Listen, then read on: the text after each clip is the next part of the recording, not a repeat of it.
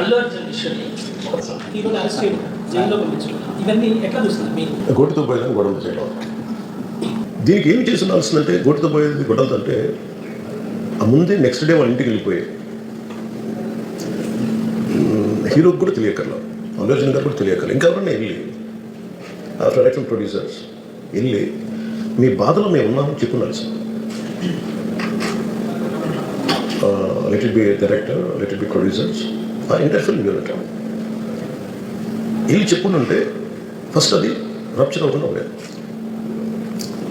Maybe అది చేశారు నాకు తెలియదు, but this what I feel. నాకు తెలియదు చేశారా అది మనం అలా ఇది చిన్నగా చేయకూడదు. ఒకసారి ఏమైపోతుంది, మనం తిప్పి తినాలి. ఒకసారి ఇలాంటి సిచ్యువేషన్లో నేను I had never faced, I also had faced.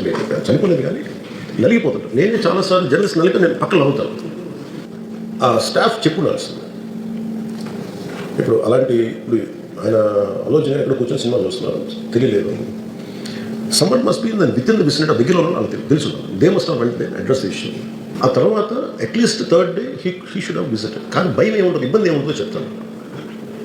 చాలా బరువు మనసుకి, మన వాళ్ళు చనిపోయారంటే ఒక బరువు ఉంటుంది.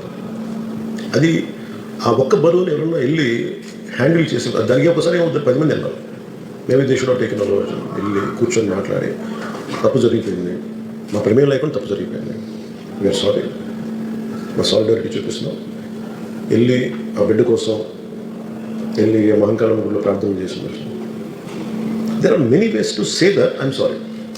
దో నా తప్పు లేదు, కానీ నేనున్న పరిస్థితులు నా ద్వారా జరిగింది కాబట్టి ఇది వాళ్ళ టీం చేసి ఉండాల్సింది. The producers and also because మీరు బ్లేమింగ్ వన్ యాక్ట్, ఒక హీరోని బ్లేమ్ చేయడం రైట్ కాదు. ఇది ఒక సినిమాని ఒక టీమ్గా తీసినప్పుడు సమస్యను కూడా టీమ్గానే తీసుకోవాలి. కానీ ఇక్కడ సమస్య ఏం చేశారంటే మొత్తం హీరో మీద పెట్టేశారు అండ్ ఒంటరి విత్ ఇన్ చేశారు. అది నాకు కరెక్ట్ అనిపించింది.